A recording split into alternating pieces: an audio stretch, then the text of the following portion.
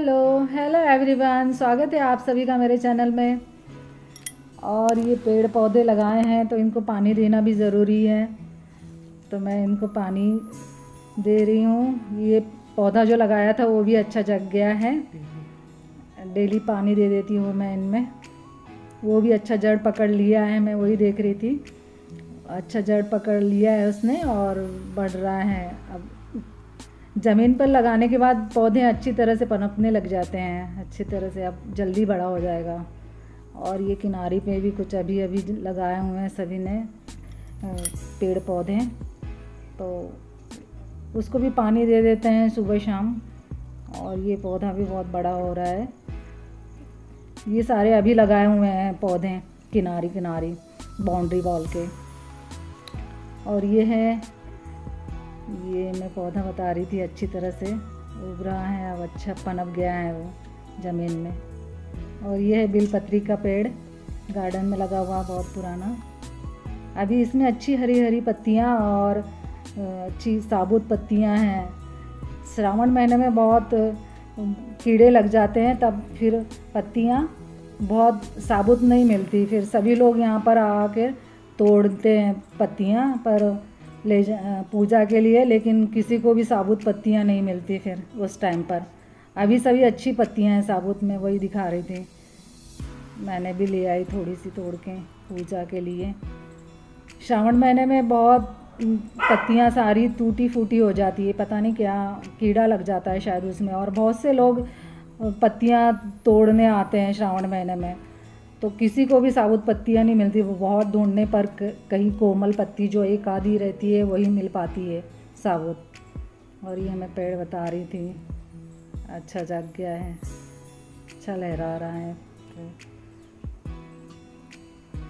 Garden की हरियाली, हमारे घर के सामने जो गार्डन है इसमें अच्छा लगता है सामने का नज़ारा।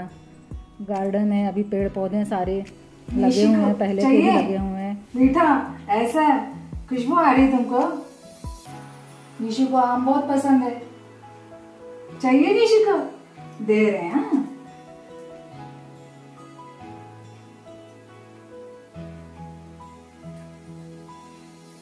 इसके बनाने जा रही हूँ मैं आम पाक। ये इतना बड़ा आम रखा हुआ है, कल से लाया हुआ। इसको मैंने छील के अच्छी तरह से और फिर डायरेक्ट मिक्सर में छोटे छोटे टुकड़े करके काट लिए और उसका अच्छा सा एक स्मूथ पेस्ट बना लिया। और इसमें मैंने डाला है गुड़, शक्कर भी डाल सकते हैं, लेकिन शक्कर से ज़्यादा अच्छा गुड़ होता है, तो मैंने गुड़ ही डाल दिया। फिर उसको अच्छी तरह से पेस्ट बनने के बाद उसका इस तरह से मैंने अच्छी तरह से उसे पका लिया। अच्छी तरह से एक अच्छा गाढ़ा हो गया, ये पक के अच्छी तरह से अच्छा गाढ़ा हो गया है। इसमें मैंने इलायची पाउडर डाला और थोड़ी सी काली मिर्च डाली थी मैंने, उसमें काली मिर्च पाउडर, टेस्ट अच्छा बढ़ जाता है उससे। डालना चाहो तो डाल सकते हैं, लेकिन मैंने डाला था, अच्छा लगता है, टेस्ट अच्छा बढ़ जाता है उसका। बस इतना पकाने के बाद इसे मैंने थाली में,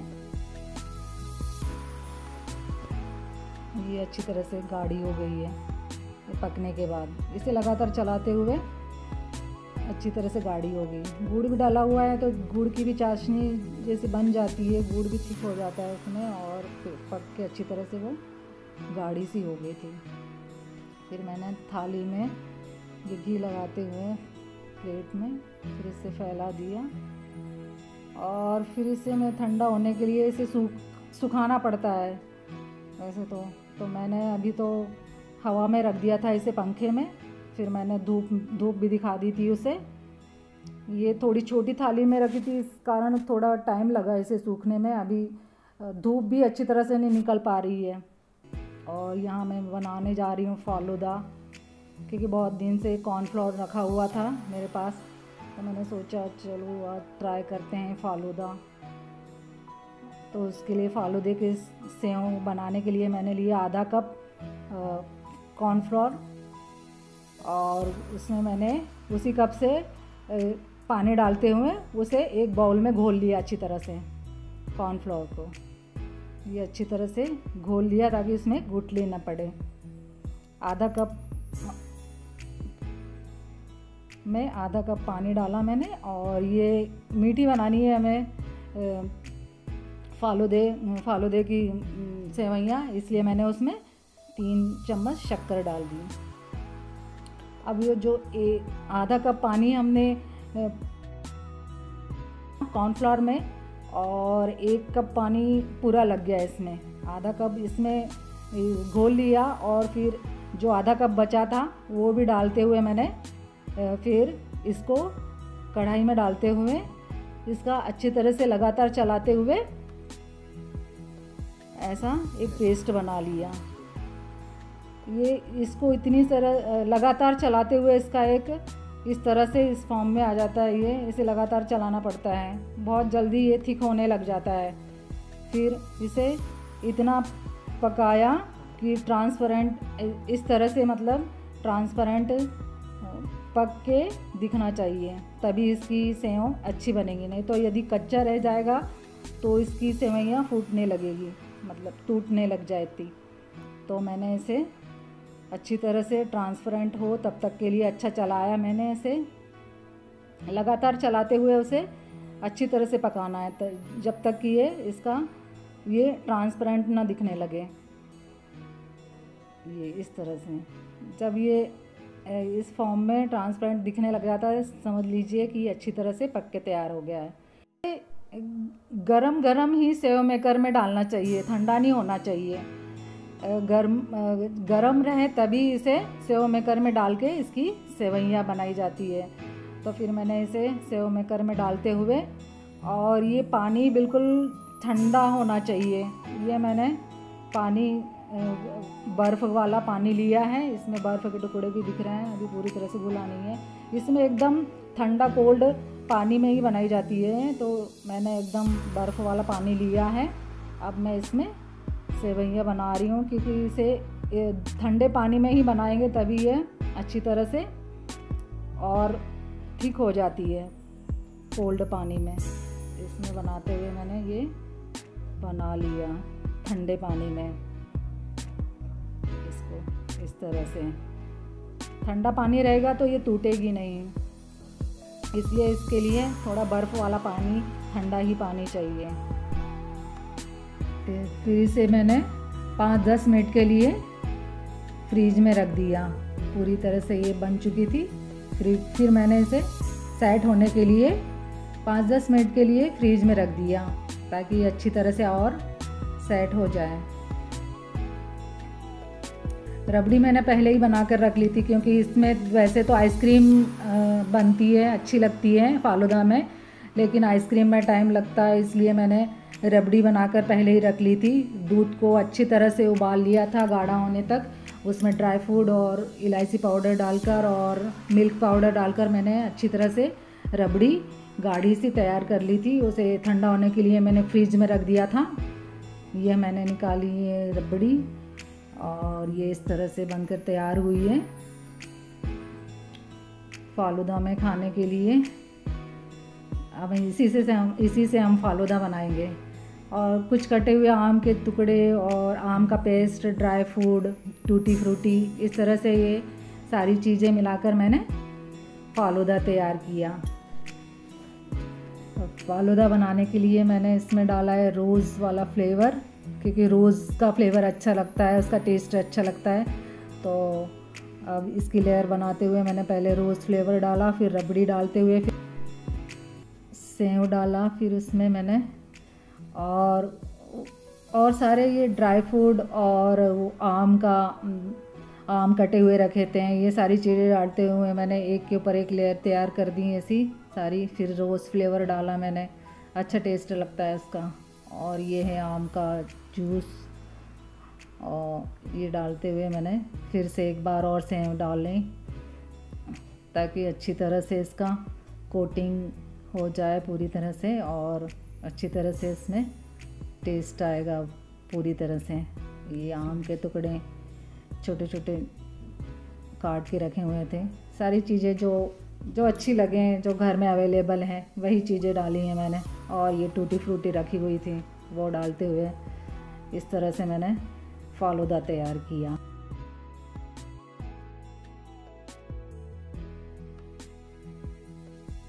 फालूदा बन गया है। अब चलो खा के बताओ कैसा बना है।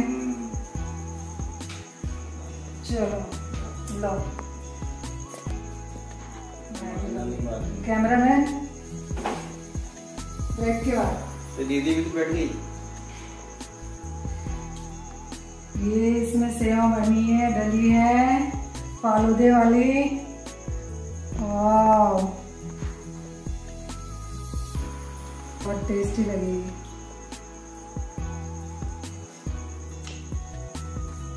वाह मजा आ गया।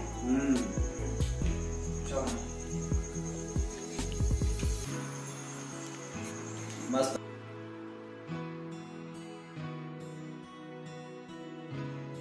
और ये हमारे कैमरामैन अब बताएंगे कैसा बना फालूदा।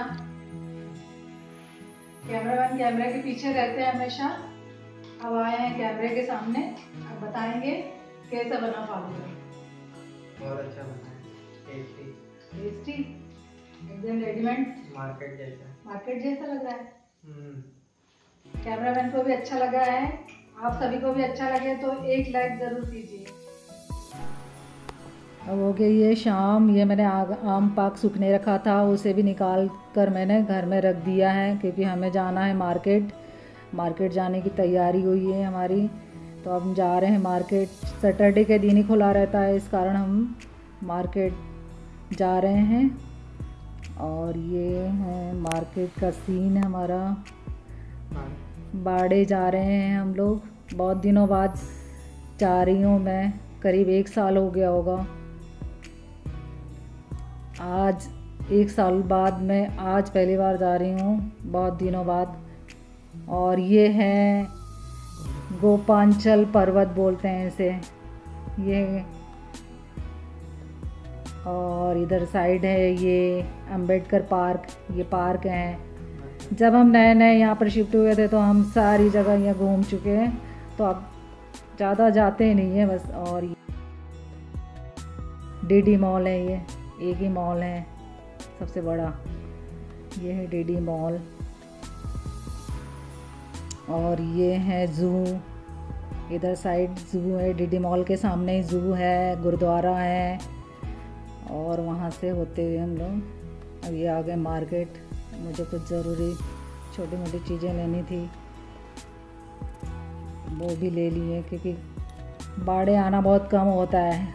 यदि वहाँ गए तो फिर वहाँ जो ज़रूरत की चीज़ें वहाँ मिलती है, तो इस कारण वहीं से लाना पड़ता है। और ये है सराफा मार्केट, यहाँ से निकल रहे थे हम लोग। ये सारे सराफा है, बड़े बड़े शोरूम यहीं पर हैं इसी साइड। सारे सराफा मार्केट के आमने सामने ही सारे ये दुकानें हैं, शोरूम। इसका भी ले लिया। फिर रास्ते में आते समय में हो गया था शाम, अंधेरा हो गया था। फिर उन्होंने बाइक रोकी, तो मैंने कहा बाइक क्यों रोक दी, तो इनको गाय को ये हर रोज़ यहाँ पर घास खिलाते हैं, तो इन्होंने अचानक बाइक रोककर फिर ये घास खिलाने लगे। तो फिर हम लोगों ने भी घास खिलाया गाय को। यहाँ पर सारी गाय, गौशाला है, तो यहाँ पर सारी गायें हैं, बहुत सारी गायें हैं। जो बड़ी बड़ी गायें हैं वो दीवार के पास आ जाती है, दीवार के, तो वही सारा जो पहले लाइन में खड़े रहती हैं वही सारा जो भी लोग यहाँ पर घास देते हैं वही लोग खा जाती हैं। तो फिर इन्होंने थोड़ा दूर भी फेंका ताकि छोटी छोटी गायें जो पीछे खड़ी थी उनको भी खाने को मिले। भावेश ने भी खिलाया, मैंने भी खिलाया, अच्छा लगा। गाय ऐसी पूरी जैसे ही कोई आता है घास खिलाने, पूरी गाय पूरी दीवार के पास आकर खड़ी हो जाती है। उनको देखकर कुछ दया भी आ रही थी। वो पूरी इतनी, ये पीछे भी इन्होंने फेंका ताकि छोटी छोटी गायें जो थी उनको भी मिल जाए। बहुत बड़ी बड़ी गाय थी वहाँ पर, हाइट में वो सामने आकर सारी खड़ी हो गई थी, जो हाइट में बड़ी बड़ी थी। छोटी गायों को आगे आने ही नहीं दे रही थी।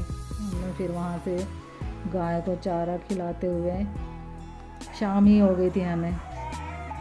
और ये आए हैं घर में तो हमारी निशी की मस्ती, क्योंकि मैं कभी जाती नहीं हूँ मार्केट। और मैं जैसे ही आई घर में उसने चिल्लाना शुरू कर दिया मुझे, क्योंकि उसे चाहिए घर में मैं हमेशा दिखना चाहिए। ये सभी लोग तो जाते रहते हैं, मैं यदि कहीं गई तो फिर आने के बाद उसकी मस्ती चालू हो जाती है, मुझे छोड़ती नहीं है फिर वो। और ये मैंने आम पाक सूखने रखा था तो वो पूरी तरह से सूख गया है। अब थोड़ा सूख गया था, अभी अच्छी कड़क धूप तो नहीं निकल पा रही है, फिर भी सूख चुका था। फिर मैंने उसे निकाल लिया। इस तरह से ये बनकर तैयार हो गया था आम पाक। ऐसे कौन खाएगा कुल्फी? कौन सा फ्लेवर कौन खाएगा? कौन सा फ्लेवर खाएगा? निशी को कौन सा चाहिए? क्या चाहिए बताओ बताओ। तुझे कौन सा चाहिए? ऑरेंज? Chocolate chocolate. आपको चॉकलेट? अरे यार ये वाली अच्छी है अभी कलर, चॉकलेट वाली, चॉकलेट फ्लेवर। ये तो घूमने लगी, काले की नहीं यार कि उसमें टूट जाएगी ये। आते जाओ उसी बैठे खाओ ना।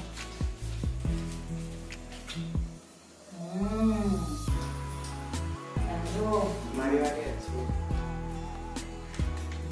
तो इसमें तो ड्राई फ्रूट डाले हुए, अच्छा है फ्लेवर। ये तो काजू काजू वाला है। तो केला है।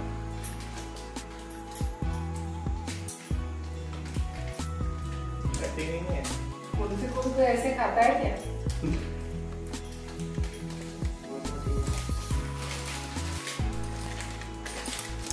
आज का वीडियो मैं यही एंड करती हूँ।